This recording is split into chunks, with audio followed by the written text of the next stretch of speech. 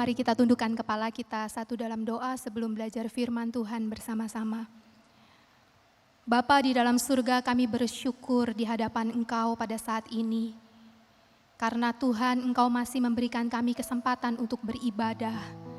Dan sebentar lagi kami akan mendengarkan Tuhan bersabda kepada setiap kami. Tuhan, tolong kami karena kami adalah manusia yang terbatas untuk mengerti firman-Mu yang tak terbatas.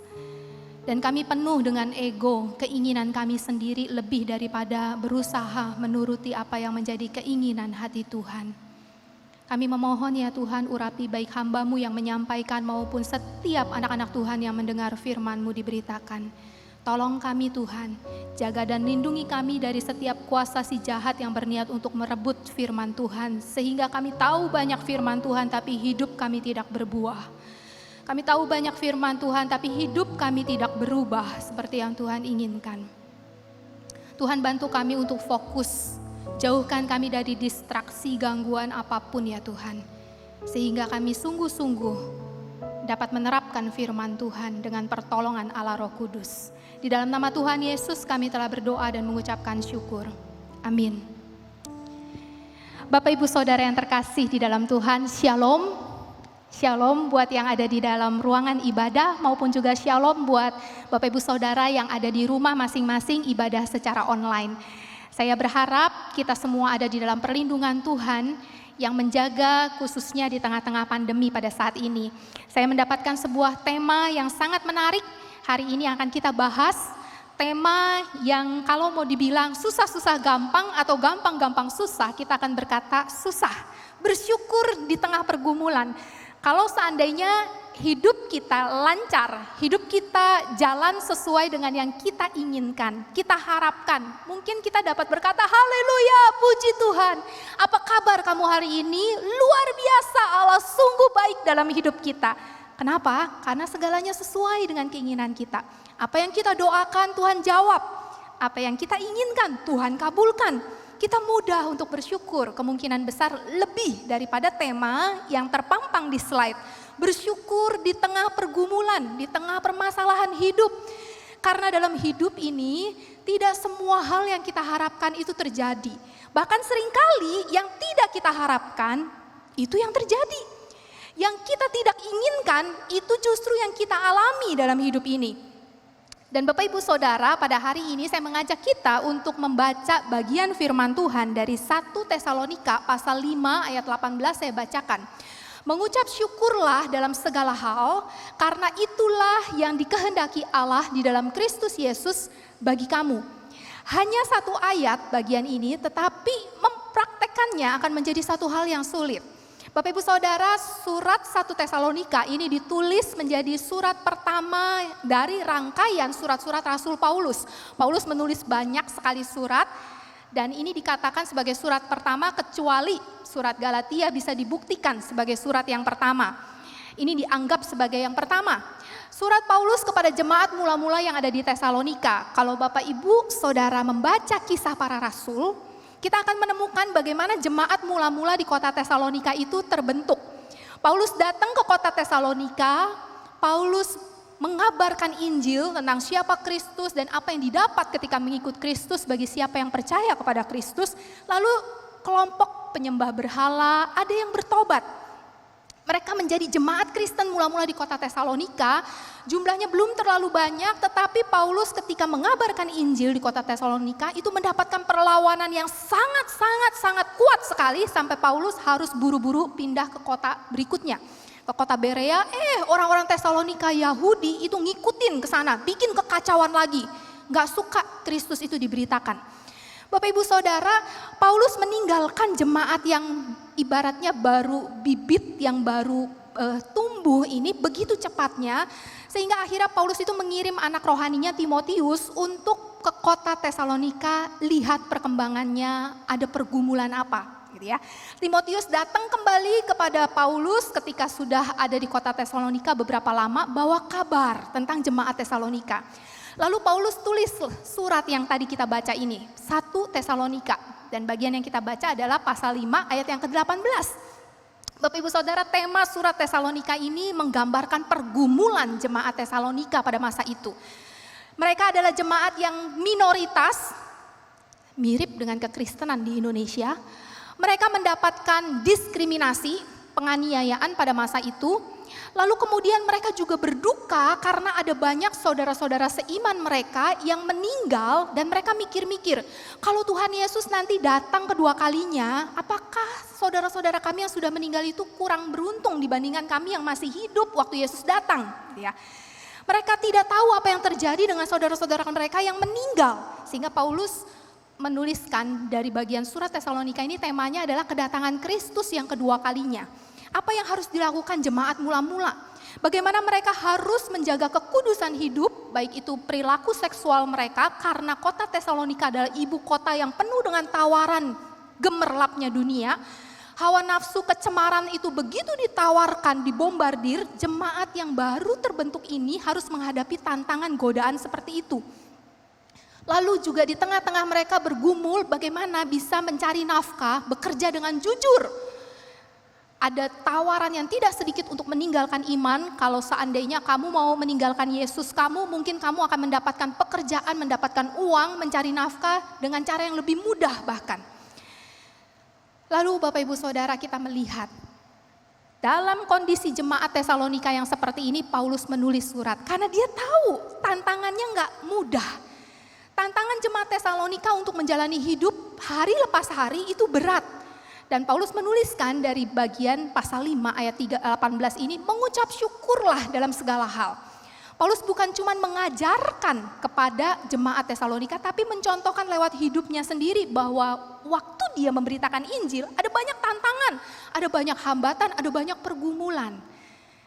Dan Bapak Ibu Saudara, kita melihat bagaimana kenapa orang-orang itu secara natur manusiawi sangat susah sekali bersyukur di tengah pergumulan. Karena Paulus bilang mengucap syukurlah dalam segala hal, bukan cuma pada waktu kita senang. Bukan cuma pada waktu keinginan kita tercapai, bukan pada waktu keadaan kita berkelimpahan doang. Paulus kasih contohnya adalah waktu aku berkelimpahan, aku tahu aku bisa bersyukur. Waktu aku kekurangan, aku bisa bersyukur. Waktu aku dalam keadaan senang ataupun susah, belajar untuk bersyukur. Dan ini satu hal yang sulit sekali, karena natur manusia itu sangat sulit untuk bersyukur di tengah pergumulan. Di tengah masalah dan hambatan rintangan yang muncul, biasanya manusia itu cenderung fokus dengan masalahnya. Bapak Ibu Saudara, saya ajak kita untuk mencoba mempraktekkan, kalau belum pernah praktekin, deketin handphone atau Alkitab Bapak Ibu Saudara, deket banget sama mata. Waktu deket banget sama mata, percayalah, kata ataupun kalimat yang tertera di Alkitab ataupun Alkitab Bapak Ibu Saudara, itu tidak akan terbaca. Blur, burem, karena deket banget sama mata. Kita harus tarik mundur untuk bisa melihat bentuk hurufnya, membaca katanya. Ini kata apa ya? Kita mesti tarik lihat agak jauh. Dan Bapak Ibu Saudara, waktu kita fokus dengan masalah hidup kita setiap hari, seakan-akan tuh mata kita dipenuhi dengan masalah, kita tidak bisa melihat bentuk. Kita perlu tarik diri sejenak, lihat dari agak jauh. Pada waktu kita melihat dari sudut pandang Allah melihat, kita akan melihat bentuk. Apa maksud Tuhan dengan pergumulan? Apa yang Tuhan ingin bentuk dari diri kita lewat pergumulan ini? Ada bentuknya, tapi waktu kita sibuk dengan masalah kita hanya fokus pada diri kita sendiri, dan ujung-ujungnya kita bersungut-sungut. Kita bisa marah sama Tuhan, kita bisa marah sama orang yang ada di sekitar kita yang mengecewakan kita. Atau kita bisa self pity, mengasihani diri, aduh kenapa sih saya begini. Kita jatuh kepada diri kita sendiri fokusnya. Tapi pada waktu kita tarik diri, kita lihat dari sudut pandang Tuhan, kita akan melihat rencana Tuhan lewat kita membaca firman Tuhan. Dan Bapak Ibu Saudara, saya kasih contoh gini. Tadi pagi saya cerita tentang diri saya. Di Kebaktian Umum 2 ini izinkan saya cerita tentang adik saya. Adik saya kerja di area medical, obat. Jadi dalam masa pandemi ini lebih sering ke kantor dengan menerapkan protokol kesehatan atau ke rumah sakit rujukan COVID. Kenapa? Karena bagiannya riset, penelitian, dan ada banyak proyek berkaitan dengan obat COVID akhir-akhir ini gitu ya. Dan makin kesini makin banyak walaupun Indonesia penelitiannya obat herbal gitu ya. Tapi makin banyak dan makin sibuk. Dan adik saya setiap kali pulang dari kantor itu penuh dengan keluh kesah. Penuh dengan sungut-sungut, kenapa sih aku punya rekan kerja tuh seperti ini, studi koordinator di lapangan yang ditaruh di rumah sakit itu bla bla bla bla bla, banyak sekali keluhannya dia. Kesulitan untuk bekerja sama, dokter kok kerjaannya kayak begitu, perawat begini, komplain. Adik saya komplainnya banyak banget dan kerjaan saya dengerin gitu ya, jadi tong sampah. Nah, Bapak Ibu Saudara, waktu adik saya bersungut-sungut seperti itu, berkali-kali saya sempat tanya sama dia, gimana saat teduh lu? Saat teduh lu gimana? Dia kebanyakan diem. Dan kemudian dia dengan jujur bilang, saya sudah tidak menikmati saat teduh. Dia bilang bahwa udah terlalu capek untuk bersaat teduh baca Alkitab. Saya bilang sama dia, lu coba deh, coba lagi. Gue saat teduh baca renungan harian doang, dia bilang gitu ya. Jadi baca renungan hariannya, Alkitabnya dia nggak dibuka juga enggak gitu ya. Jadi dia baca langsung ayatnya, lalu kemudian renungan harian ngomong apa artikelnya, kurang lebih begitu doang gitu ya. Dan kemudian dia merasa bahwa, aduh Tuhan tuh nggak ngomong apa-apa sama saya gitu. Bapak Ibu Saudara, waktu adik saya bersungut-sungut seperti itu dan dia tidak belajar untuk melihat dari sudut pandang Tuhan melihat, fokusnya hanya pada diri. Tapi kemudian yang terjadi adalah ketika dia mau coba melihat dari sudut pandang Tuhan melihat. Yang terjadi adalah berapa kali dia pulang kantor, itu yang terjadi adalah seperti ini. Mau tahu nggak, ada ayat firman Tuhan tergenapi di kantor gua gitu ya. Ayat firman Tuhan ini tergenapi loh, yang terdahulu akan menjadi yang terkemudian akan menjadi yang terdahulu. Lalu kemudian ayat-ayat lain dia sebutin gitu ya. Dan dia dengan sangat antusias, dia bilang, gila ya, kerja di kantor sekarang kayak begini, hidup gue itu seperti menggenapi ayat-ayat Alkitab gitu. Bapak Ibu Saudara, dia begitu antusias untuk melihat cara Tuhan memakai dia di tengah-tengah dunia yang penuh dengan pergumulan. Orang-orang sulit di sekitar dia masih ada, tidak berubah, tapi sudut pandang adik saya sudah berubah. Dia belajar untuk tidak bersungut-sungut lagi, tetapi fokus kepada Allah yang berkuasa ketika dia berusaha untuk melakukan kebenaran firman Tuhan itu dalam hidup dia. Ya. Dan yang kedua, Bapak Ibu Saudara, kenapa kita sulit bersyukur di tengah pergumulan? Itu karena kita sibuk membandingkan diri dengan orang lain, lalu kita terbiasa melihat orang yang seakan-akan lebih bahagia daripada diri kita. Kok kayaknya hidup dia enak ya, gak punya pergumulan seperti hidup saya. Kok rasanya beban hidup dia enteng, tidak seperti saya yang berat sekali gitu ya. Bapak Ibu Saudara, saya ajak kita untuk melihat sebuah klip untuk diputar. Boleh tolong bantu putar ya.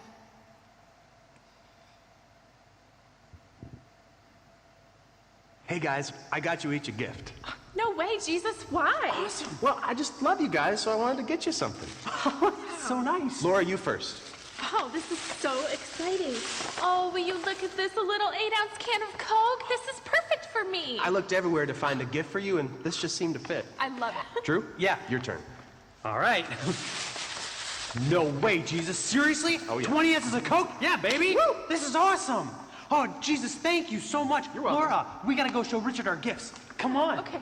Hey, Laura, is there a problem? No. I mean, well, yeah, kind of, you know. It's just that every time you give people gifts, you always give everyone else more than you give me. What do you mean? I mean, like, I open my gift and, oh, cute, 8 ounces. And then Drew opens his gift and, hello, 20 ounces. Oh, I know what you mean. Well, that gift is for Drew. Well, that's what I want. Go get it for me. Okay, if that's what you want. Yeah. I got a liter. I know, it's 1 liter of God's sweet goodness. Jesus gave it to me. He did? Yes. Okay, you know what? You're gonna meet somebody with a bigger bottle and you are gonna be so mad. Laura, check it out. I got an upgrade. Coke 3.0. That is awesome. I know. Well, isn't that just great? Yeah. Hey, Jesus, you rock. Yeah, Thanks, what Drew. is wrong with you? Why are you holding back your best from me? I gave you my best. Don't you see what's happening here? You're letting everyone else's gifts steal your joy. No, Jesus, you are stealing my joy by giving everyone else more than you give me. Laura, I picked this gift out for you. That's what I wanted you to see. I don't care. Until you can look past this, all you're going to see is a can of Coke.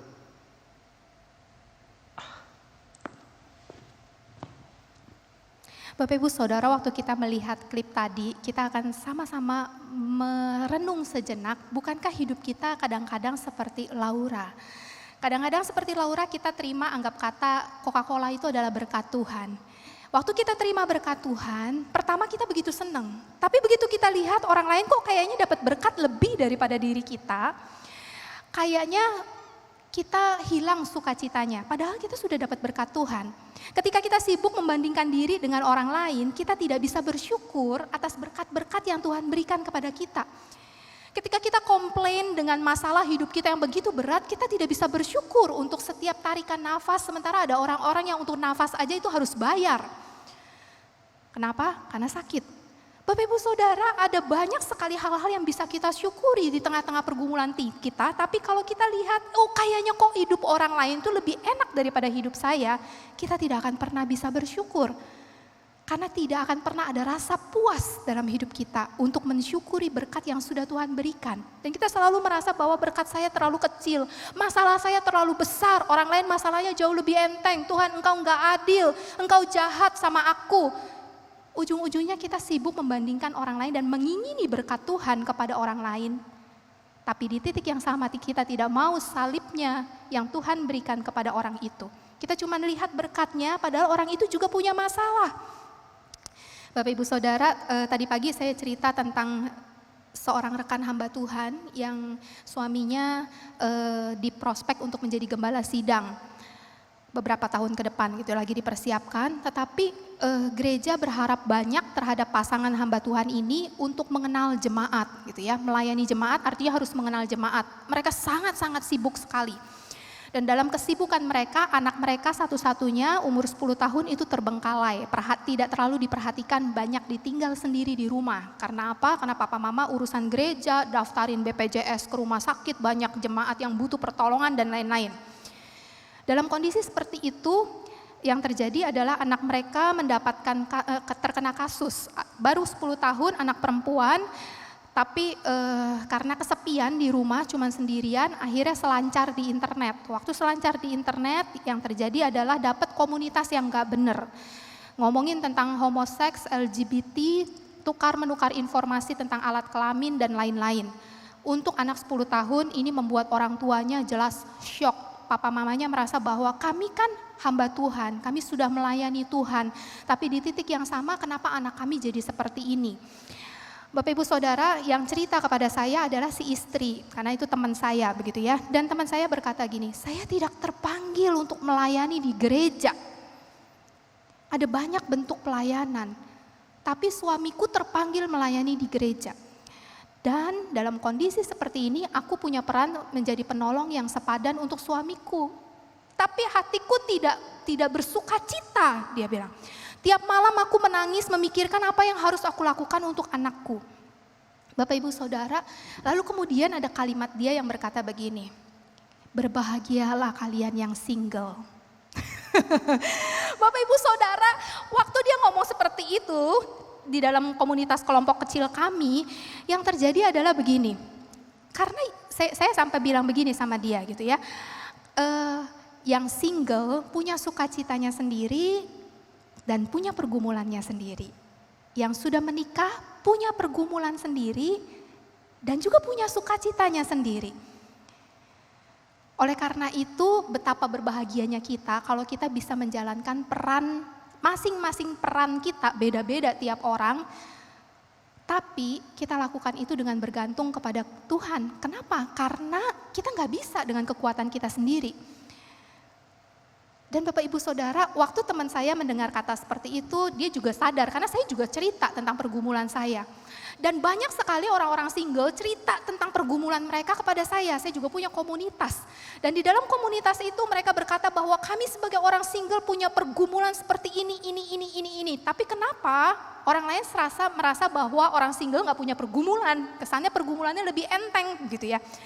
Bapak Ibu Saudara, ketika kita lihat orang lain, kita hanya lihat luarnya yang kelihatannya tuh enak, kita lupa setiap orang itu punya pergumulan. Bapak Ibu, waktu bulan Oktober ini menjadi bulan yang sangat sibuk bagi saya. Kami diskusi untuk untuk pelayanan retreat sekolahan, bagaimana caranya supaya bisa tetap tersalurkan atau terselenggara dalam masa pandemi gitu ya. Biasanya pergi ke puncak, sekarang dalam bentuk sekolahan, dalam bentuk virtual. Dan kemudian ada salah satu pembicara yang ketika diskusi brainstorming gitu ya, guru agama nanya gini, jadi Bapak Ibu pembicara bisa nggak tanggal segini, jam segini? Kemudian ada satu bapak ngomong begini, oh selama masa pandemi saya nggak ngapa-ngapain, saya nganggur. Jadi mau kapan aja saya bisa kok. Dia bilang begitu ya.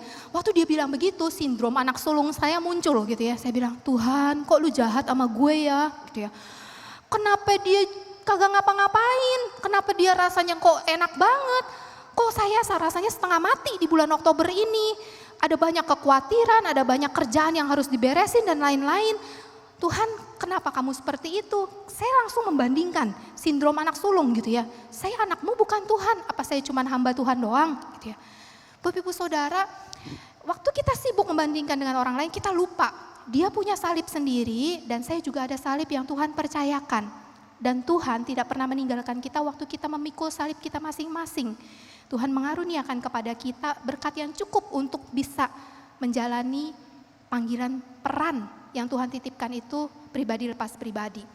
Nah Bapak Ibu Saudara, saya mengajak kita untuk belajar bagaimana kita bersyukur di tengah pergumulan itu lewat 3 hal.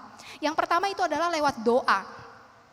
Waktu kita membaca 1 Tesalonika pasal 5 ayat 18, kita tidak bisa pisahkan dengan ayat sebelumnya. Ayat sebelumnya itu di ayat yang ke-17 itu dikatakan tetaplah berdoa, cuma 2 kata. Dan kalau digabungkan ayat 17 dan ayat 18 yang kita baca itu sebenarnya senada dengan Filipi pasal yang keempat ayat yang ke-6. Janganlah hendaknya kamu khawatir tentang apapun juga, tetapi nyatakanlah dalam segala hal keinginanmu kepada Allah dalam doa dan permohonan dengan ucapan syukur. Bapak Ibu Saudara, kalau hidup kita mau bisa bersyukur di tengah pergumulan, artinya kita harus belajar untuk berdoa. Dalam doa kita bisa bersyukur, memanjatkan ucapan terima kasih untuk hal-hal yang sudah Tuhan berikan, sekaligus menyatakan keinginan hati kita berkaitan dengan apa yang kita harapkan terjadi, sementara kita merasa bahwa ada banyak kesulitan dan hambatan sehingga harapan kita mungkin sulit untuk terwujud dalam hidup ini. Bapak Ibu, saya mau sharingkan tentang kisah seorang, sebut aja namanya Ibu A. Ibu A ini tinggal di Bali, dia punya suami yang menjadi sopir taksi, dan pariwisata di Bali itu mati total bisa dikatakan beberapa waktu yang lalu pada waktu pandemi, sehingga otomatis no income buat keluarga ini. Mereka hanya mengandalkan satu warung kelontong di depan, dan kalau saya lihat fotonya itu bukan warung yang benar-benar warung dengan banyak barang, enggak. Jadi kayak warung kopi, jualan minuman saset yang model begitu.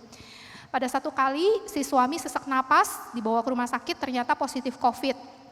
Si istri juga diperiksa, ternyata positif COVID juga, cuman tidak bergejala seperti suaminya sampai sesak nafas, demam dan seterusnya, sehingga si suami harus dirawat di rumah sakit, sementara si istri boleh isolasi di fasilitas kesehatan yang ditunjuk oleh pemerintah. Nah si istri ini bergumul, Ibu A ini bergumul sekali karena mereka ngontrak rumah petak yang kayak kos-kosan gitu, isinya 6 orang. Dia sama suaminya dan 4 orang anaknya yang masih kecil, yang paling gede kayaknya masih SMA begitu ya, 4 orang anak.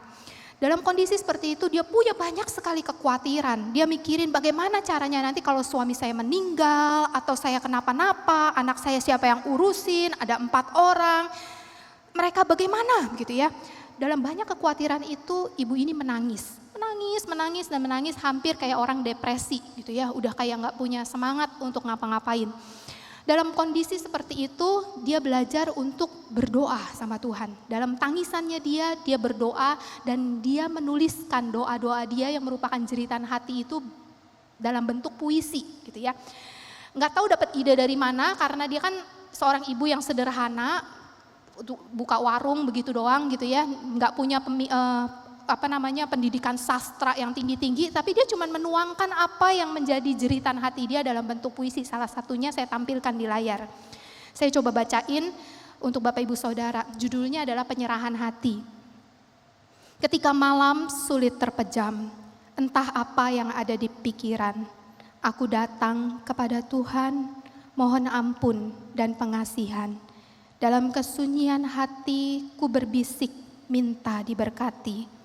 Tuntun hati di jalan ilahi, biar hidup ada arti. Tak mau terjebak kesunyian hati, ku setel lagu-lagu rohani. Terinspirasi syair-syair penyejuk hati, memberi diri, diproses dan diberkati. Ya Tuhan Sang Penyayang, kepadamu ku sujud sembahyang. Beri hati taat dan senang, dapat menerima anugerah yang tak terbayang. Bapak Ibu Saudara, ibu ini menyebarkan ini di broadcast jemaat gereja itu setiap hari. Ini menjadi salah satu sarana kalau kami di psikologi bilangnya katarsis. Cara dia mengekspresikan emosi dia lewat tangisan dan tulisan. Dan ketika dia belajar untuk menuangkan emosi dia, enggak dia pendem sendirian gitu ya, tapi dia belajar tuangkan, dia mulai dapat energi, mulai melukis. Saya juga heran gitu ya, ini ibu punya jiwa seni juga gitu ya. Mulai melukis layangan gitu ya. Nanti suatu saat kalau udah musim pandemi lewat, musim kemarau datang, dia mau jual itu layangan di warungnya dia. Ada mulai pikiran ke depan, Tuhan Engkau mau aku ngapain kalau Tuhan masih kasih hidup nantinya. Lalu kemudian dalam doa-doa dia belajar untuk berterima kasih, Tuhan thank you gitu ya. Tuhan terima kasih sudah rawat anak-anak saya. Gereja bantuin giliran jemaat naroin makanan, bungkusan makanan di depan rumahnya buat anak-anaknya 4 orang. Bergiliran jemaat. Hamba-hamba Tuhan giliran juga ngurusin BPJS dari nggak punya BPJS sampai akhirnya bisa dapat perawatan gratis. Ngurusin yang seperti itu gereja tolong. Dia belajar untuk bersyukur untuk hal-hal seperti itu. Bahkan dia juga bersyukur walaupun dia positif COVID, dia tidak punya gejala apa-apa. Cuman gejala emosinya aja down gitu ya. Bapak Ibu Saudara, ibu ini belajar untuk berdoa. Dan di dalam doanya dia mengungkapkan keinginan hati dia dan dia belajar berterima kasih sama Tuhan untuk hal-hal yang sudah dia dapat sampai saat itu. Bapak Ibu Saudara, yang kedua adalah bersyukur di tengah pergumulan melalui nyanyian. Kalau puisi atau yang tadi doa-doa itu bisa ditambahin melodi, itu jadi nyanyian, jadi pujian. Dan Bapak Ibu Saudara, di Alkitab ada banyak tokoh yang hidupnya di tengah-tengah pergumulan lalu kemudian mengeluarkan pujian. Dalam kehidupan kita di zaman sekarang banyak lagu yang dikarang lahir dari pergumulan. Orang-orang yang bergumul begitu rupa lalu kemudian membuat lagu, menyanyikan. Kalau seandainya Bapak Ibu Saudara seperti saya tidak bisa bikin lagu, tapi kita bisa menikmati lagu, kita dengar lagu-lagu rohani. Lalu kemudian kita pelan-pelan kita ikut menyanyi lagu-lagu rohani. Syair-syair lagu rohani yang berdasarkan ayat-ayat Alkitab. Benar secara Alkitab itu banyak dipakai Tuhan untuk menguatkan banyak anak-anak Tuhan di tengah pergumulan. Sehingga akhirnya bisa bersyukur. Bapak Ibu Saudara, dalam kondisi yang sangat-sangat berat dalam hidup saya kadang-kadang gak bisa berdoa. Bingung, Tuhan cuma kayak doanya itu udah kayak mantra doang. Tuhan tolong, Tuhan tolong, Tuhan tolong. Gak bisa ngomong. Dan saya percaya Roh Kudus berdoa untuk saya kepada Allah Bapa di surga. Tapi di titik yang sama waktu kita dengar pujian, kita dengar orang nyanyi syair lagunya itu menyentuh hati kita, kita bisa menitikkan air mata dan kita mengaminkan. Karena lagu-lagu rohani itu dilahirkan oleh penciptanya untuk menguatkan banyak orang yang di dalam pergumulan dan tetap memuji Tuhan. Bapak Ibu Saudara, yang ketiga yang terakhir adalah bersyukur di tengah pergumulan melalui aksi. Dan saya ingin bagikan berkaitan dengan seorang janda miskin yang ada di dalam, yang ditunjuk oleh Yesus, dipamerkan oleh Yesus di depan murid-muridnya. Lihat, itu loh, janda miskin yang persembahannya itu diperkenan oleh Allah. Kenapa? Karena dari ketulusan hatinya. Janda miskin ini memberikan 2 peser yang merupakan seluruh nafkahnya, bukan sebagian daripada uangnya. Artinya dia bersyukur kepada Allah di tengah pergumulannya. Artinya dia bukan orang yang berkecukupan lalu menyisihkan sebagian uang. Ini loh Tuhan semuanya. Dan Tuhan Yesus memuji janda miskin ini. Bapak Ibu Saudara, ada banyak orang di dalam dunia. Kalau kita lihat Ibu A yang tadi saya sharingkan kisah hidupnya, dia mungkin tidak bisa memberikan uangnya karena dia masih dibantu sama gereja. Hidup dia serba kekurangan, gak ada uang. Tapi dia bisa memberikan puisi yang berupa doa itu, dia broadcast. Jemaat-jemaat yang lain waktu baca ada yang bisa nitikin air mata. Waktu pertama kali saya baca puisi itu dan saya tahu pergumulan ibu ini, saya pun menangis. Dan Bapak Ibu Saudara, ada banyak orang diberkati lewat kisah hidup ibu ini. Dan saya mau ceritain lagi satu anak pemuda yang saya layani tahun kemarin, bulan Juli tahun 2019. Dia berumur 34 tahun, perempuan. Dia lagi hamil anak kedua dan dia menemukan benjolan di payudaranya. Kemudian ternyata vonis dokter adalah dia kena kanker payudara stadium lanjut. Umur 34 tahun. Dan ini menjadi satu pukulan yang cukup berat bagi anak ini. Anaknya sangat-sangat ceria. Setelah anaknya lahir, dia kemo sampai saya lupa 8 apa 18 kali gitu ya. Kemo dijalanin, rambut dia jadi rontok, dia botak. Anak ini cantik sekali. Pada waktu dia botak seperti itu, dia belajar bagaimana untuk melihat penyertaan Tuhan di tengah pergumulannya. Ada banyak ketakutan anak-anak, aku bisa lihat anak-anakku sampai besar atau tidak. Aku bisa ulang tahun 1 tahun lagi enggak ke depan gitu ya. Bagaimana nasib suami dan 2 anakku, yang satu masih bayi baru dia lahirkan. Bagaimana nasibnya? Banyak sekali kekhawatiran dan yang dia lakukan apa? Dia beraksi. Dia tunjukkan bahwa di tengah pergumulan dia tetap bisa melihat pemeliharaan Tuhan yang dia syukuri. Pada waktu ulang tahun yang kemarin nih gitu ya, dia sampai tulis di IG-nya, dia bilang, ini ulang tahun yang tidak pernah aku sangka. Ternyata Tuhan masih kasih aku kesempatan untuk ulang tahun. Dan Bapak Ibu Saudara, dia bikin IG, Instagram, itu namanya Teres Story. Kalau Bapak Ibu Saudara lihat gitu ya, nanti itu isinya, itu semua foto-foto dia yang botak. Terus tapi perjalanannya dia, story-nya dia itu bagaimana Tuhan menyertai dia di tengah pergumulan. Dan kenapa dia lakukan berbagi sharing itu di IG? Karena dia pengen ada banyak orang-orang yang mengalami pergumulan untuk tidak patah semangat. Selama Tuhan kasih nafas, yuk kita syukuri hidup. Gunakan hidup yang Tuhan berikan itu dengan sebaik-baiknya. Jadi berkat buat orang lain. Bapak Ibu Saudara, perjalanan hidup anak muda yang saya ceritakan ini bukanlah hal yang mudah. Sampai sekarang dia masih berjuang. Waktu dia sharing di gereja, dia pakai rambut palsu gitu ya. Tapi kemudian begitu dia mulai sharing, rambutnya dilepas gitu ya. Rambut wignya dilepas. Dan kami melihat bagaimana perjuangan nyata dia untuk melawan kanker payudara stadium lanjut itu. Bapak Ibu Saudara, ada banyak sekali aksi yang bisa kita berikan. Berupa uang kita, berupa tenaga kita, berupa kisah hidup kita yang kita sharingkan. Apalagi di zaman sekarang sosial media itu sangat mudah untuk menyebarkan apapun. Kalau dunia bisa menyebarkan hoax, kenapa kita nggak menyebarkan hal-hal yang membuat orang lain tertarik untuk datang kepada Kristus? Orang Kristen punya masalah, punya pergumulan, punya tantangan, tapi hidupnya bisa jadi berkat bagi orang lain. Kenapa kita tidak pakai sosial media itu khususnya bagi anak-anak muda untuk menyebarkan bagaimana hidup kita itu menyenangkan hati Tuhan. Bersyukur di tengah pergumulan menjadi satu hal yang sangat berharga di hadapan Tuhan. Karena dari 1 Tesalonika pasal 5 ayat 18 yang tadi kita baca, bagian akhirnya dikatakan, karena itulah yang dikehendaki Kristus Yesus bagi kita.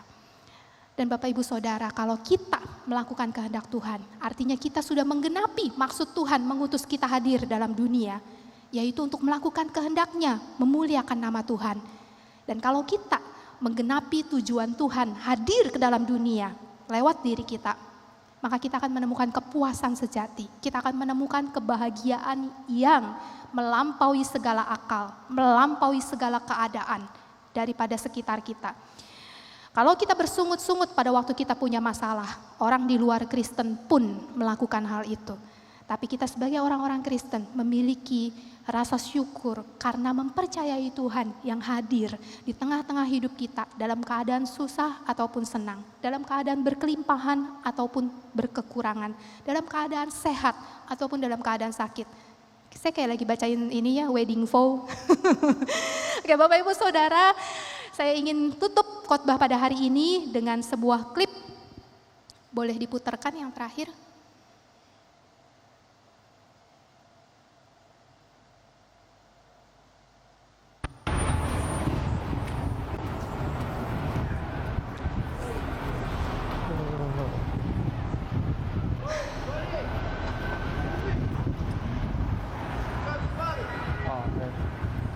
Thank you so much. I didn't know. I didn't notice that. Yeah, you dropped it right over here. Are you homeless? Yeah, I am. And you actually gave all the money back to me, Yeah, and you needed it. I do need it. Yeah, but you know, giving back is what you do. You don't steal from people. You give back to what they, you know, their belongings. All I right. don't steal. Just So, because you gave it back to me, I'll give you something as a gift. really, Yeah, I appreciate that's it. for you. Thank you, buddy.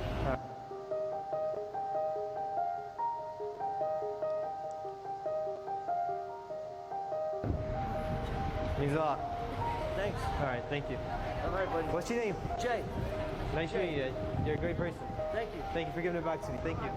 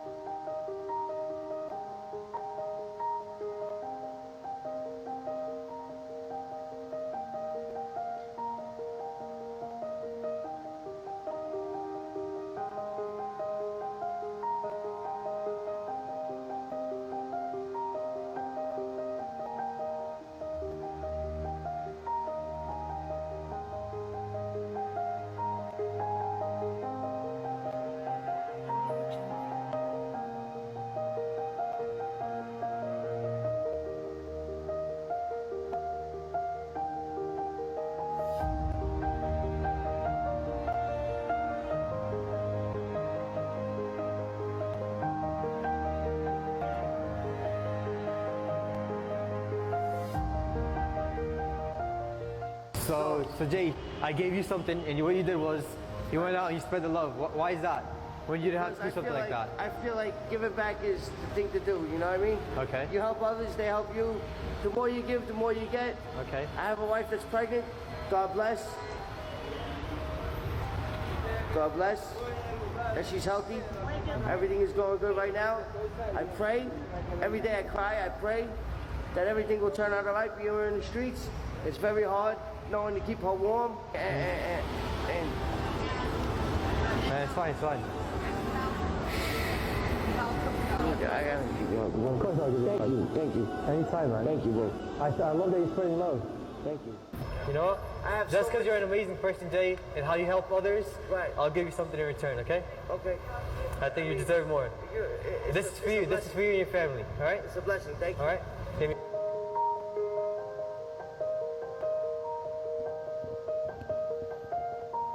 Bapak Ibu Saudara, kita melihat salah satu contoh di tengah-tengah dunia yang setiap orang berkata saya punya pergumulan, saya punya kesulitan.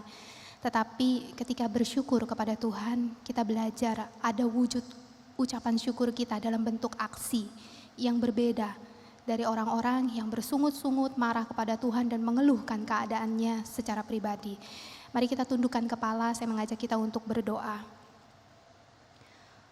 Bapa di dalam surga, sekali lagi kami datang kepada Tuhan dengan penuh ucapan syukur. Betapa mudahnya bagi kami untuk bersyukur kalau seandainya hidup kami lancar, kalau Engkau mengabulkan apa yang menjadi keinginan hati kami. Tetapi betapa sulitnya kami bersyukur kalau hidup kami penuh dengan masalah, penuh dengan pergumulan. Betapa seringnya kami jatuh ke dalam sungut-sungut ataupun rasa mengasihani diri sendiri. Kami sibuk komplain, kami sibuk membandingkan diri dengan orang lain, dan kami lupa untuk mensyukuri berkat Tuhan Bahkan untuk hal-hal yang tampaknya sepele yang Tuhan berikan, termasuk kesempatan untuk hidup di dalam dunia. Dan kami percaya Tuhan, kalau Tuhan memberikan kami hidup, artinya Tuhan juga memberikan kami kekuatan untuk menjalani hidup seperti yang Tuhan mau. Biarlah lewat renungan khotbah pada pagi menjelang siang hari ini, Tuhan boleh mengajar kami untuk bersyukur di tengah pergumulan, baik melalui doa, lewat nyanyian pujian yang keluar dari hati yang kami yang terdalam, maupun juga dalam bentuk aksi nyata, entah itu dengan uang kami, entah itu dengan talenta yang Tuhan titipkan kepada kami. Tuhan, ada banyak hal bagaimana kami dapat menunjukkan kepada dunia di sekitar kami bahwa kami adalah orang-orang yang bersyukur karena Tuhan hadir dalam hidup kami. Oleh karena itu Tuhan, ajarlah kami untuk senantiasa berharap dan bersandar kepada pertolongan Tuhan yang memampukan kami untuk bersyukur dalam segala hal, dalam segala keadaan, karena itu yang Tuhan kehendaki bagi kami. Terima kasih ya Tuhan, di dalam nama Tuhan Yesus kami telah berdoa dan mengucapkan syukur. Amin.